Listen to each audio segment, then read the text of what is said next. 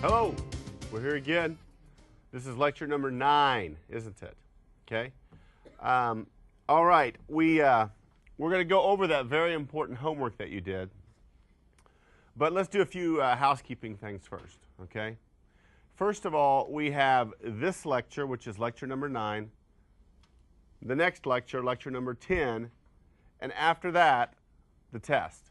You'll be ready to take the test, hopefully, okay? So we have this lecture, next lecture, and then the test over chapters 1 and 2. Now, I've already communicated to you guys when the test is.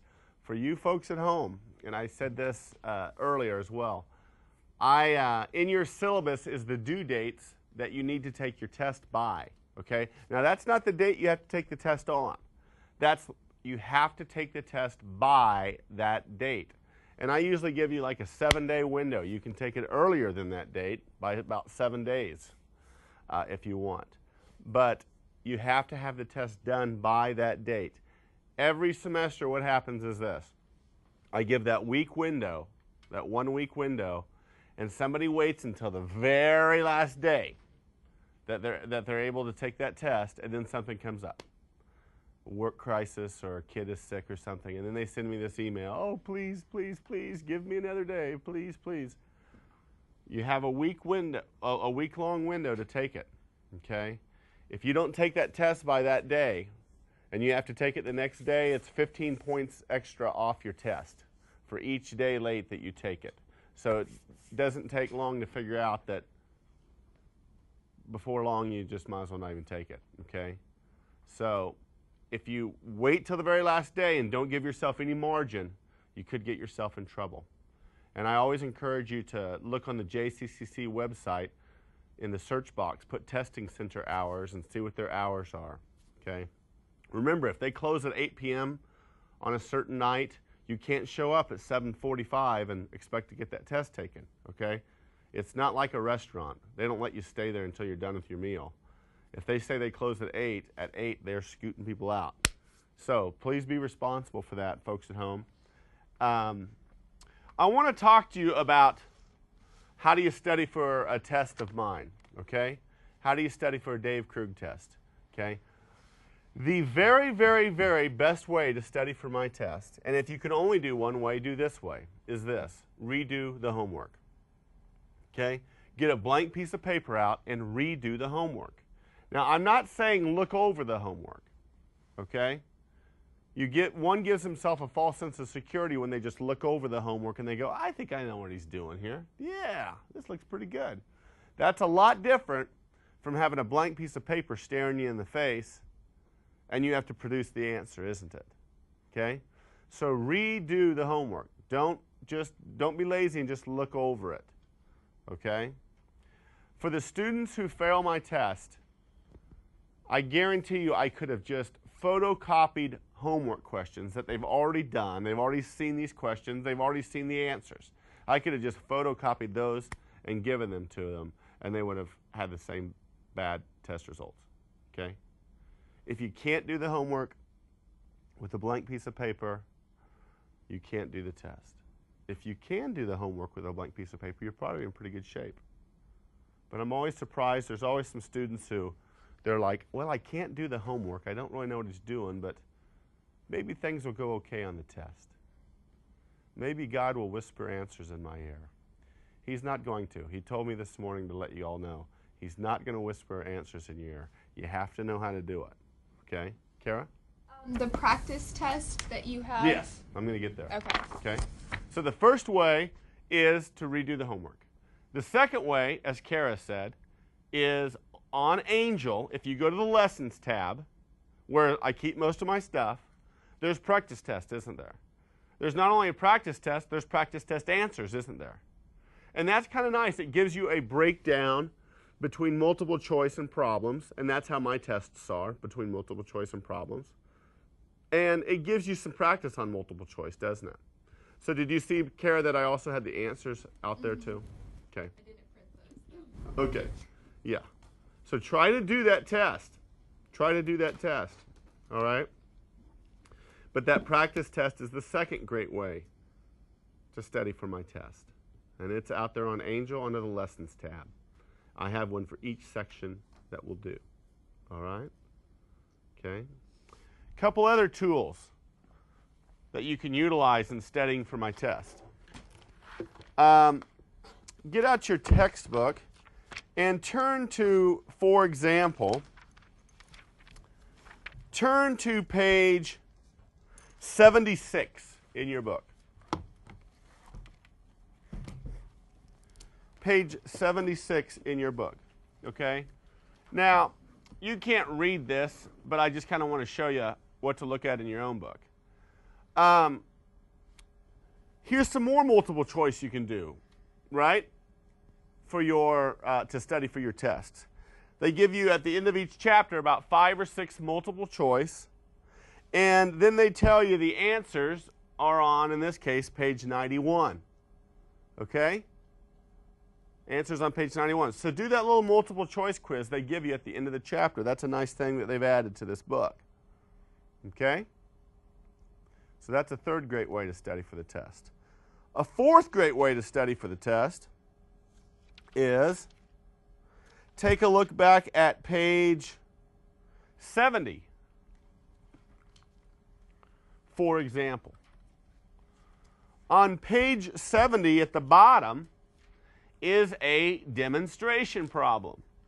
And they give you a homework problem, and then they tell you what they want on the next page, what they want you to do, and then you can do that, but they give you the solution. So you can see if you did it right, and it kind of even explains how they got the answer. Okay? So each chapter usually gives like 1 or 2 demonstration problems. All right? Make sense? Okay? So that's another great way to study for the exam. Okay? The fifth great way to study for the exam is if you look at the front of your book. Let me make sure yours has a different cover. So let me see where your URL is. Where is your URL? It should give that to you. The cover of your book is a little different. If you have the cover of my book, that is the web page. So I'll just blow it up. If you want to copy that down real quick. Let me look in your book real quick to see if I can find where it is. Okay, I'll give you, here it is. You don't need to copy it down. Look on page 29. Page 29 in your book, for example. Okay? There it is right there. It's on that multiple choice quiz that I just showed you. Every one of those. Okay? Now, if you go out to that website for the book, there is a ton of things, a ton of tools and resources that you can utilize. Okay? Now, I will tell you, that's probably the most robust tool that's out there, and it's probably the most seldom used. Okay? And I like to list that as the last way to study for my test, because personally I don't think you have to do that. I think there's enough things that what I've given you, practice tests and the multiple choice quiz at the end of the chapter, the demonstration problem, redoing the homework, that I don't want you to go out there and see that big robust website and just get lost in all the little bells and whistles of it. Does that make sense? Okay, but it is out there. Okay? I think you also remember last time Sarah was saying that we walked through that, what the Connect looks like, those walkthrough exercises with the dumbbell on the side. So that's something else you could utilize if you want. I don't think there's any shortage of resources for you to utilize as you study for these tests. There's certainly a lot more than when I was in school. Okay? All right? But I want you to start getting ready for that test. Okay? Cool? All right. Remember, you folks at home, know when you need to take your test by every time. Allow yourself some margin. All right? Okay. Any questions on any of that? No? Okay. I think one of the principles that I've been trying to hammer home over and over is this right here. Let me back it up a little bit. Whoa, wrong way. We talked about how this is making a journal entry. This is making a journal entry, and this is posting to the T accounts, right? When I ask you to do a journal entry, don't give me a lot of T accounts. But one of the things I wanted you to do was I gave you this assignment that looks like this. Let me put it down here. Correct? Did I give that to you? Yeah. Okay. What I wanted you to do was to figure out the ending balance of each one of those T accounts. Okay? Now, I just put some sample T accounts here. And these are different postings. These originated from different entries, right, that they made. And now I just want you to put the ending balance here. Okay? So for cash, that would be, is that 310? Okay, 310 is the ending balance of cash, okay?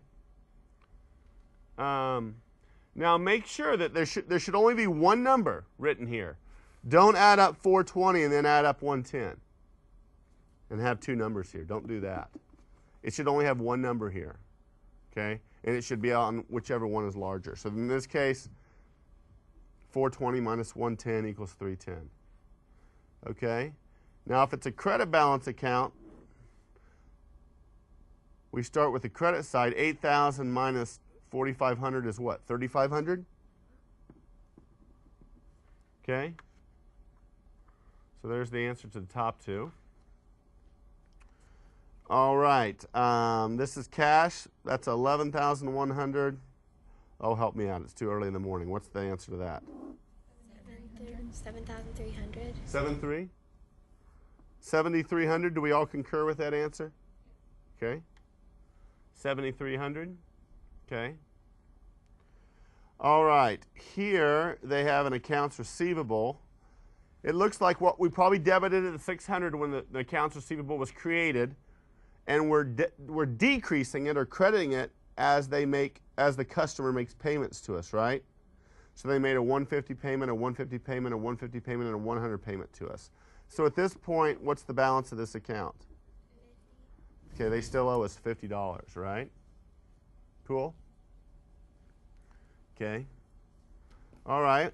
Here, the last couple, wages payable. We credited it for 700. We debited it for 700. What's the balance? 0. Okay, we've satisfied that. How do you choose which side the 0 goes on, or does it matter? Good question.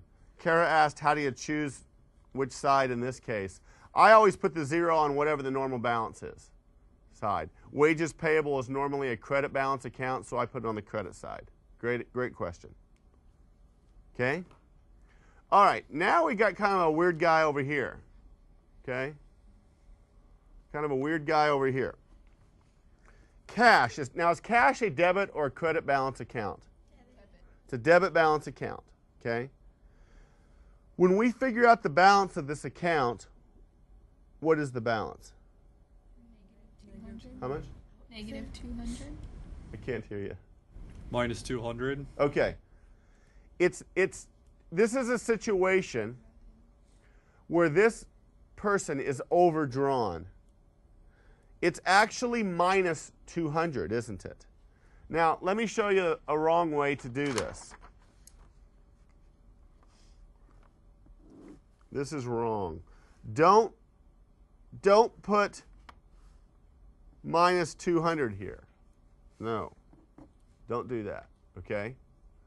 You'll never and should never see a plus or minus sign in here. The way that this looks is right here. There's no other way for that to look except for that. Okay? Now, cash is a normal debit balance account, right?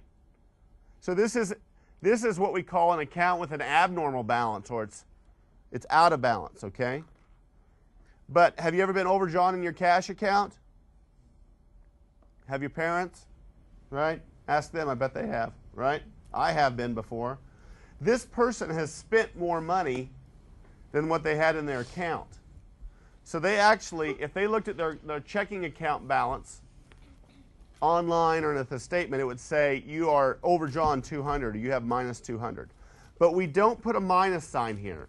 We put a 200 on the credit side. Now with our knowledge of cash being a debit balance account, a $200 amount being on the credit side is enough, is all we need to know that that has an abnormal balance. You with me?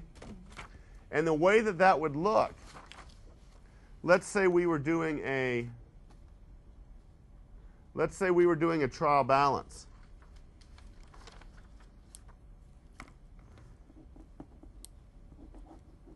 Let's say we were doing a trial balance and we had cash listed over here, and then we had a debit column and we had a credit column, right? The way that that would look is to have 200 written in the credit column, right? Make sense? Okay. Remember, with a T account and with a trial balance, there's never minus signs. Never, ever, ever. Okay? Cool? All right. And remember, this is what we're doing. This is posting to the T account. This is not making a journal entry. It's posting to the T account.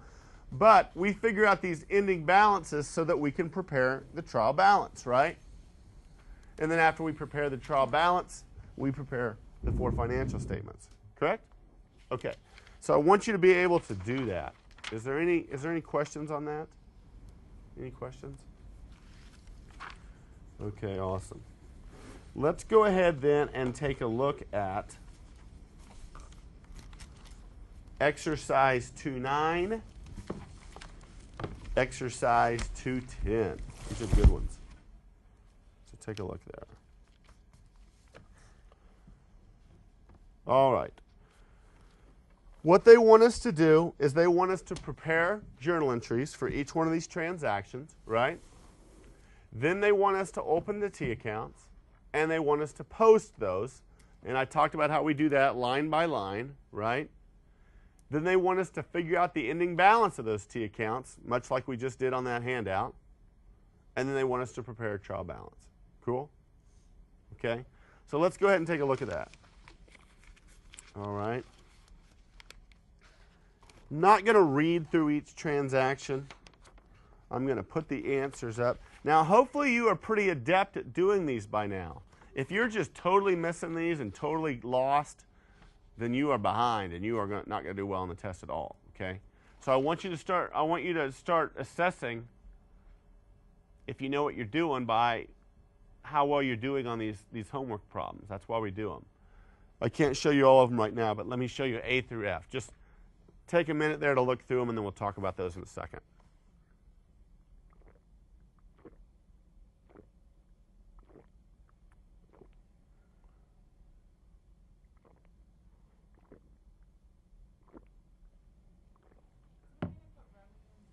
Yeah, good question.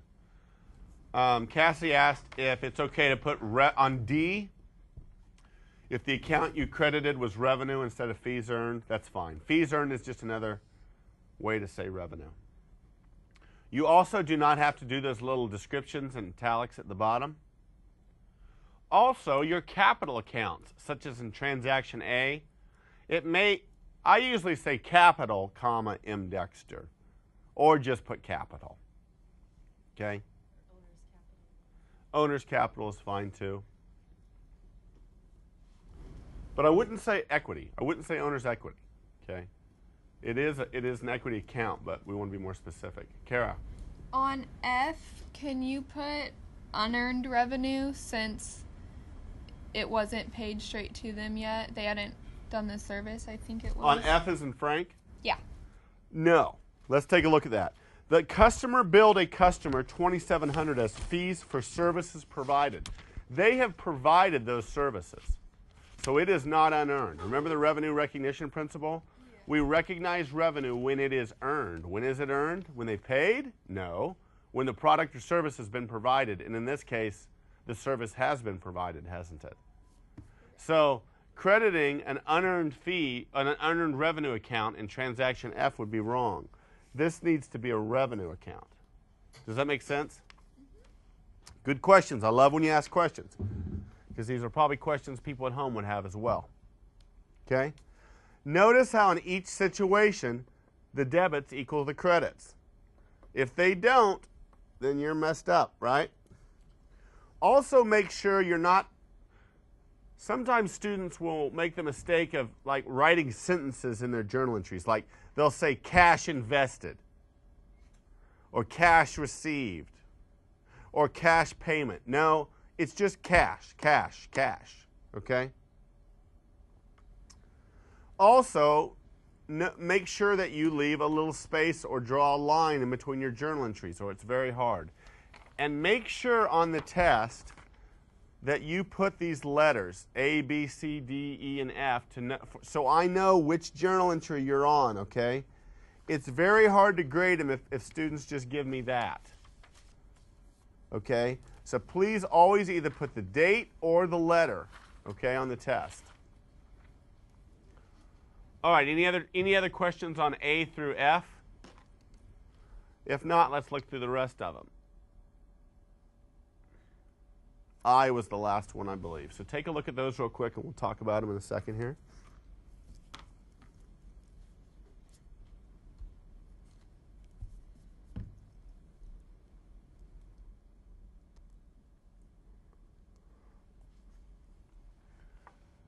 Okay, do the debits equal the credits for each of those? Yeah, they do. Did they prepare them right? Did they list the accounts being debited first, and then the accounts being credited next? And then did they indent? They indented all their credits, didn't they? That's the way you want to do it. All right. Any questions on D through I? Okay. I promise you on the test, you will have one that looks like this. Okay? I guarantee you have to do journal entries. Okay? Now, the next thing they want you to do is post them to the T accounts, correct? Or to the ledger. So let's see what that looks like. Might be kind of hard to see. Let me back up a little. Now, they went ahead and posted the letters. You don't necessarily need to write the letters there. Okay? I'm going to highlight what the ending balance is for each one of these situations.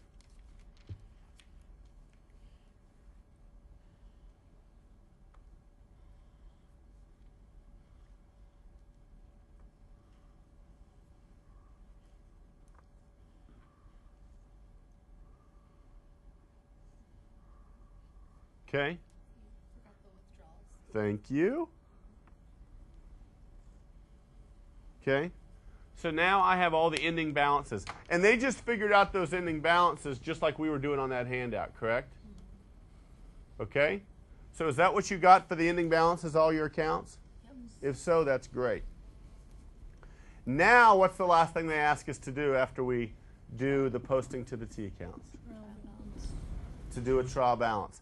And we just go through these accounts and take the balances and prepare a trial balance. Okay? So I can probably zoom in on that a little bit.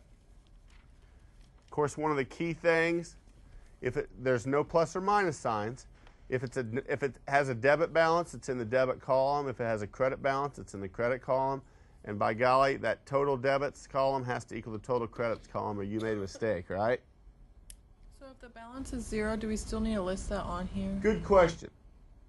What Cassie asked is on accounts payable, the balance is 0. Do we have to list it? You know, I would say you don't have to. However, I would. And here's why I would. Let's say you did not list accounts payable because it has a 0 balance. Well, it still would balance. Well, what I might think as a reader or as even the preparer is I might think, now, wait a minute. I know we had accounts payable transactions. Did I mess it up? Did I forget to put it on the trial balance? You see what I'm saying? But if I say accounts payable, credit balance is 0, then I know that that account has been considered. It just happened to have a 0 balance. So I would go ahead and list it. I wouldn't take off if you didn't, but I'd go ahead and list it. Okay? Remember that trial balance. Let's look at it again. That trial balance is not one of the 4 financial statements, but it's used to help us prepare those 4 financial statements.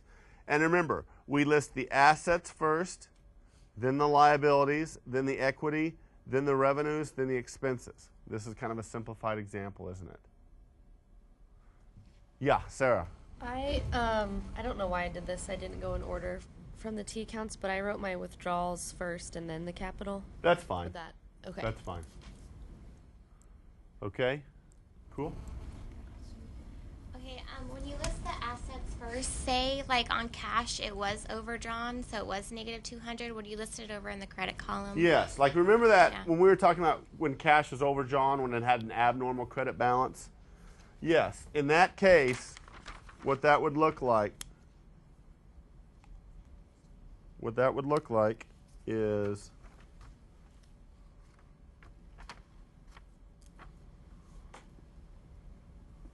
it would look like that. And you just add it in there. Okay. And it would just be added with the other credits. Not be any minus sign or anything in there. It would just have its balance right there. Okay? Are there other balances that can have an abnormal balance besides cash? Well, they all can, but are there any that commonly could? Yeah, there really are. Let's say I had an accounts receivable from Jake of $1,200, right? So I've debited accounts receivable for $1,200. And then let's say you pay me and you accidentally pay me too much. You pay me $1,300. Well, do you see where I would have a credit balance in my receivable because you overpaid me? Okay? And so then I'd eventually refund that to you. But I would have, for a while there, I would have a abnormal credit balance in a receivable account. That same situation could happen on a payable if I overpaid one of my payables. No, you would just leave it as an abnormal balance in your accounts payable, and then you'd probably get a refund back and just take care of it that way. Okay? Does that make sense? Are we starting to feel better? You've learned a lot, haven't you, in 8 lectures, hopefully. Okay? You've learned a lot. Don't forget that, okay? Think back to just a few weeks back. This is only our 9th lecture. Think back to 4 weeks ago. You didn't know any of this, right? Now, I want to take a look at a slide that we examined. And I can remember the first time we went through it, I said, this slide's not going to make much sense because we haven't talked about these things yet. Well, I think it will make more sense now. Okay, look at the steps in analyzing and recording transactions. The first thing we do is analyze each transaction and event from source documents, right? And those source documents we talked about could be things like invoices, receipts, paycheck stubs, a receiving report, bank statements. If you go get an ATM withdrawal, you get a little receipt, don't you? Okay? And so we use those source documents to analyze these transactions. And then the next step at the top right is we record those relevant transactions in a journal, in the general journal. That's when we make a journal entry, right? Okay. Then, after we prepare the journal entry, we post those to the T accounts or to the ledger, right?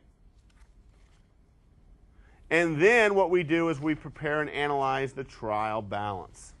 So this is really, we just did these 3 steps in exercise 2.9 and 2.10, did we not? Okay. So that makes a little bit more sense now, doesn't it? Okay. Questions on that? Questions on that? Okay, good. One other thing I want to show you real quick is I at least want to kind of show you what, get my pointer going here. I want to show you in real life the T account looks a little different. Okay? Sometimes.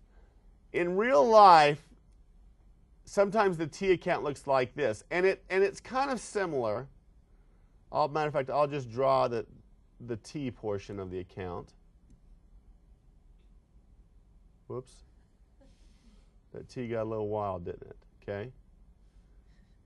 Okay. There's the T account. Do you see it?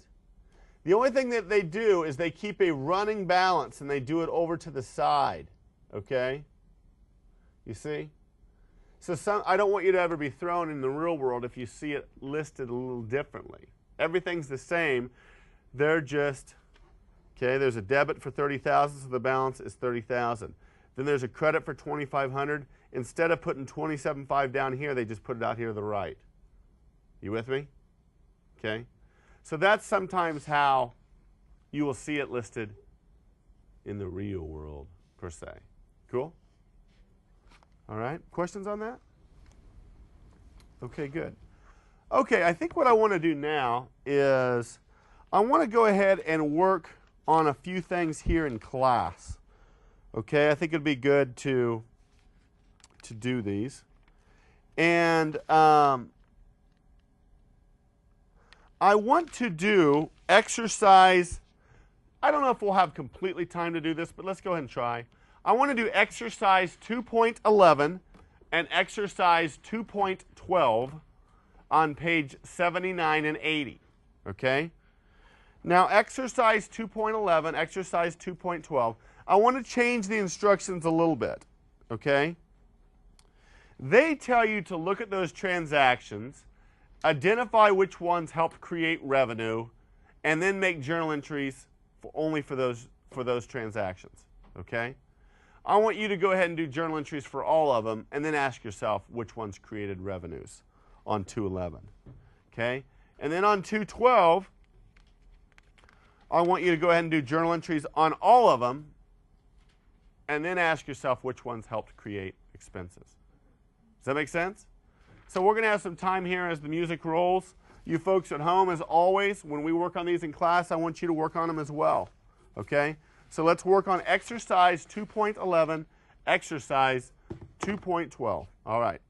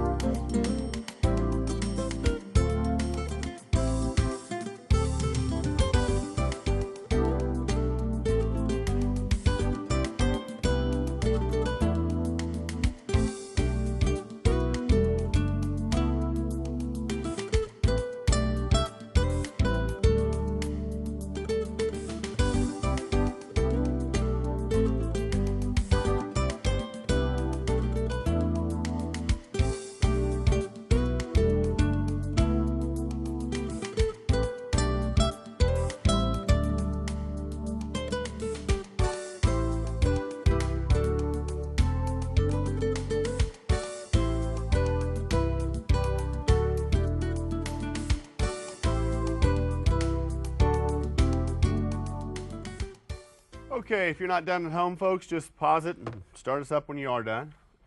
Let me go ahead and go to the screen over here, and let me show you the answers to problem 211.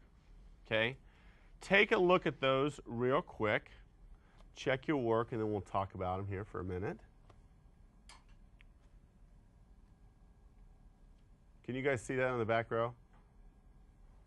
So it's okay to abbreviate notes payable and accounts. Yeah, thank you. A lot of times you'll see accounts receivable abbreviated A/R, notes payable abbreviated N/P, accounts payable abbreviated A/P, okay? Those are very common. I mean, I don't even realize when I'm doing it when I'm not. So, yes, good point. Kara? Now, on the other one, we put fees earned instead of revenue. Are Either those, one. Okay, they're interchangeable. Yeah, interchangeable. Okay. Good. So those are the answers to 211. And now they ask us which of these transactions created revenue, correct? Well, see, the reason I like to do all of them is if you do the journal entries, I think it's quite apparent which ones helped create revenue. In this case, the ones in yellow, because revenue is being credited, right? The other situations did not create revenue. Now, what this is trying to emphasize to us is that just because cash is coming into our business, that does not equate to revenue all the time. Okay? Now, the layperson sometimes think cash comes in, that must mean revenue. Not necessarily. Look back at that. In the first situation, cash came in, but it was an investment of capital by the owner. In situation D, we got cash of $91.50, but we hadn't yet performed the services or given the product, right? So that's unearned revenue, which is a liability. In situation E, cash came in, but it was in payments of a receivable that was set up. We don't recognize revenue. We already recognized it back then. And in the last situation, we simply got a loan of $150,000. That's not revenue, is it? Okay? So those are the journal entries for exercise 211, and the ones in yellow are the ones that helped create revenue. The other ones did not. Now let's look at any questions on 211? Let's look at 212. Okay? Those are the answers to exercise 212. Take a quick look there.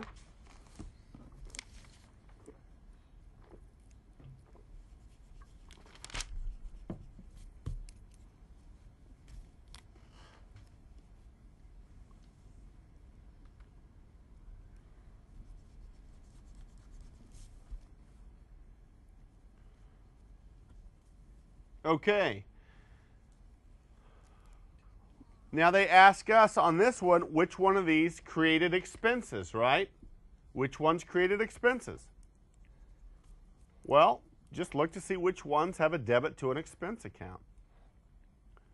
And I think it's the ones in yellow, right? Situation B and situation D created expenses. But the others did not, did they? In the first situation, we were simply paying cash on a previously existing accounts payable, right? In situation C, we're purchasing a fixed asset, and that is not an expense. We'll talk about that more in Chapter 3, okay? And in the situation E, is withdrawals an expense account? Withdrawals is not an expense account. It does not go on the income statement. It goes on the statement of equity. So there are the 5 situations, or the 5 journal entries for exercise 212. But only situation B and situation D create expenses, correct? And I think what they're trying to convey here is just because cash is going out does not necessarily mean an expense is being incurred, okay? And we've kind of learned that as well. All right, questions on that? Okay, well, let me give you your homework, and then I'll send you on your merry way. What I want you to do is, pay attention to this. I want you to do exercise 2.6, and then I want you to do problem 2.4a, okay? And And we haven't done problems before, but there's quick studies in the books. There's exercises in the books. Now we're doing our first problem. And that's on page 84, okay? Problem 2-4A, do everything that they ask you to do. All right? Okay, remember only one more program, and then after that, it'll be test time. See you later, guys.